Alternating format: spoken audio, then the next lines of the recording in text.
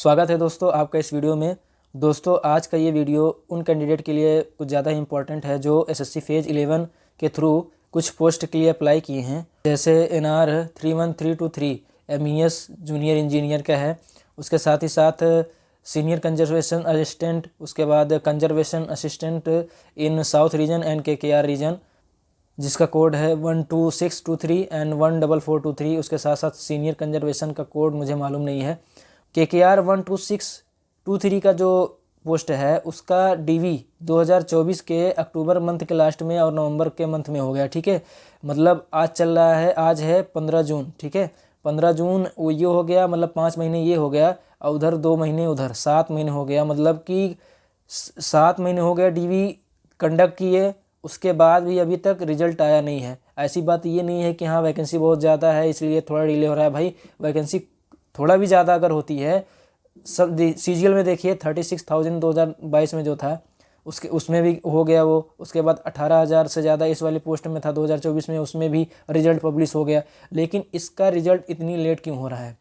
इसका रिजल्ट इसलिए लेट हो रहा है, जहाँ तक मैं समझ पा रहा हूँ इसमें एक ट्रिक ये है कि SR 14423 और SR KKR 12623 ये दोनों पोस्ट क्या है, सेम क्या कहते हैं पोस्ट है। ठीक है, सेम पोस्ट मतलब कि पोस्ट लेवल सेम है, दोनों कंजर्वेशन असिस्टेंट का है। ठीक है, और दोनों एक ही डिपार्टमेंट के through archaeological survey of India के थ्रू ही क्या कहते हैं रिक्रूट होंगी। ठीक है, तो मेरे जहाँ तक मेरी समझ है कि KKR 12623 का रिजल्ट इसलिए लेट हो रहा है कि आर्कियोलॉजिकल सर्वे ऑफ इंडिया ये चाहता है कि हम कितना से कितना अपना फंड बचा के रख लें। देखिए मेरा जो जहाँ तक मेरी समझ है, देखिए SR 14423 का जो DV चला वो 15 मई तक, मतलब आज तक चला। ठीक है, इस बीच उन्होंने रिजल्ट नहीं दिया किसका, KKR 12623 वाला। किस लिए नहीं दिया? आई गेस मैं जहाँ तक समझ पा रहा हूँ इस वजह से नहीं दिया कि अगर KKR 12623 का रिजल्ट इस बीच दे देता, किस बीच मतलब ये SR के DV के लिए जो हो रहा है अभी 15 जून तक, इसके बीच अगर 15 मई तक उसके बीच अगर दे देता, भाई DV हुआ है 7 महीने पहले, आप रिजल्ट नहीं दे सकते। किस लिए नहीं दिया?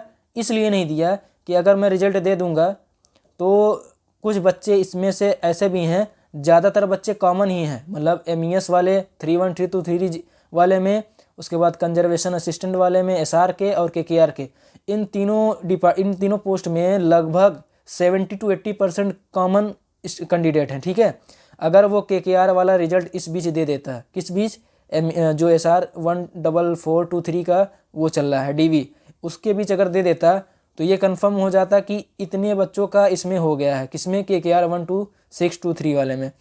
तो होता क्या, ये बच्चे क्या करते, प्रोबेबली मैं बता रहा हूँ, मैं 100% नहीं बता रहा हूँ कि वो DV स्किप करते, लेकिन मैं प्रोबेबली ये बता रहा हूँ कि वो DV स्किप कर देते। ठीक है, अगर DV स्किप कर देते तो अब क्या होता, SR 14423 वाले में क्या होता है, ये बच्चे जो KKR 126 में सेलेक्ट हो गए हैं, अगर ये DV स्किप करते तो अब क्या होता कि चांस बन जाता उन बच्चों का जो नीचे हैं, जिनकी रैंक थोड़ा कम है, जिनका नंबर थोड़ा कम है। ठीक है, तो अब क्या होगा, देखो अगर KKR 126 दे देता रिजल्ट तो क्या होता कि SR 14423 में और नीचे वाले बच्चे आ जाते। ठीक है, अब ASI ने किया क्या है, मुझे जहाँ तक लगता है कि ASI ने ये किया है कि KKR 12623 वाला पेंडिंग रखो। ठीक है, क्या पेंडिंग रखो, रिजल्ट, इसका भी पूरा रिजल्ट करा, DV करा लो, SR 12423 वाला भी DV करा लो। तो अब होगा क्या, जब साथ में DV हो जाएगा साथ में हम रिजल्ट देंगे। ठीक है, साथ में रिजल्ट देने का ASI को क्या फ़ायदा है, ASI को ये फ़ायदा है जब साथ में रिजल्ट देंगे तो क्या होगा, कुछ बच्चे KKR 12623 में क्वालिफाई होंगे, वही सेम बच्चे SR 123 में भी क्वालिफाई होंगे। अब इससे SI को ये फ़ायदा होगा कि दोनों, एक बच्चा 2 जगह तो ले नहीं सकता ज्वाइनिंग, किसी एक जगह में वो लेगा। ठीक है, अब होगा क्या, जब ये ज्वाइनिंग होगी तो वो बच्चा क्या करेगा, एक पोस्ट लेगा, एक पोस्ट के लिए क्या करेगा, मतलब रिजेक्ट कर देगा कि मैं ये पोस्ट नहीं लूँगा। अब ASI क्या करेगा कि अब दोबारा वो फंड निकालेगा वेटिंग लिस्ट इसमें, तो वो ढिमकाना करता करता, फलाना ढिमकाना करते करते लमसम वो ले जाएगा आपका 2 से 3 महीने और डिले कर देगा। मैं कह रहा हूँ मोटा मोटा 6 महीना डिले कर दिया, 6 महीना डिले कर दिया। 6 महीने के उसका क्या हुआ, सैलरी एक कैंडिडेट का बचा, मान लीजिए अगर 170 वैकेंसी है, 170 में अगर 100 बच्चे भी कॉमन हो गए तो 100 बच्चे का वो 6 महीने का सैलरी बचा लिया। ये एएसआई वाला, ठीक है, एएसआई वाला सैलरी नहीं देता, गवर्नमेंट देता है। तो मुझे जहाँ तक लगता है ये फंडा, मुझे जहाँ तक लगता है कि इसी वजह से ये अभी केकेआर वाला रिजल्ट नहीं दे रहा है, ठीक है। बाकी मेरी समझ में तो यही आता है। देखिए आपकी राय क्या है, आप कमेंट करके अपनी राय रख सकते हैं, आप स्वतंत्र हैं, कमेंट करके अपनी राय रखिए। मुझे जहाँ तक समझ में आ रहा है कि इसी वजह से ये केकेआर ने अभी तक रिजल्ट नहीं दिया, कि साथ में रिजल्ट देंगे। साथ में जब रिजल्ट देंगे तो बच्चा एक ही जगह एक ही पोस्ट क्या करते हैं, क्या कहता है कि लेगा, सेलेक्ट करेगा, अगली पोस्ट खाली रहेगा। अब अगली पोस्ट में डिले करेंगे, क्या वेटिंग लिस्ट निकालेंगे, वेटिंग लिस्ट के बाद ज्वाइनिंग होगी, ये होगा। उसके साथ ही साथ कितना महीने का जब समय हो जाएगा उतने महीने में कितने बच्चों का सैलरी वो बच जाएगा, ठीक है। तो मुझे जहाँ तक लगता है कि ये यही रीज़न होगा, और ये सॉलिड रीज़न भी लगता है। और कोई रीज़न अगर आपको लगता है तो बताइए।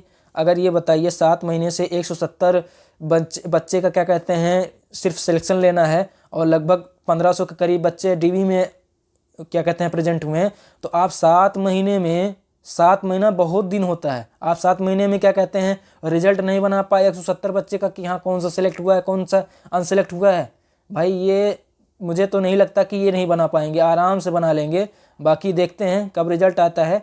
मेरे हिसाब से यही रीज़न होगा। आप अपना ओपिनियन कमेंट बॉक्स में बताइए कि आपका ओपिनियन क्या है कि अभी तक रिजल्ट नहीं आया। और मैं ये भी बता दूं कि प्रोबेबली ये भी हो सकता है कि SR 14423 का और SR KKR का रिजल्ट भी हो सकता है। प्रोबेबली मैं 100% नहीं बता रहा हूँ कि साथ ही आ जाए, हो सकता है साथ ही आ जाए, या फिर ना हो, या KKR का पहले आ जाए। साथ में आने से ये होगा कि हाँ ये बच्चा इधर भी सेलेक्ट उधर भी सेलेक्ट, एक ही वो लेगा सिलेक्शन, एक ही पोस्ट पे लेगा, एक पोस्ट खाली रहेगी, डीवी निकल मतलब रिपोर्ट वो आता रहेगा, दूसरी लिस्ट आती रहेगी, ऐसे आते आते टाइम सरकता चला जाएगा, और अच्छे से 6-7 महीना और डिले होता जाएगा।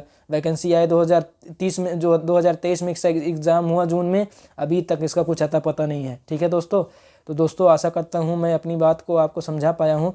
अगर वीडियो आपको हेल्पफुल लगा हो तो आप अपने फ्रेंड के साथ आप इस वीडियो को शेयर करें, चैनल को सब्सक्राइब कर सकते हैं, और मिलते हैं आपसे अगले वीडियो में।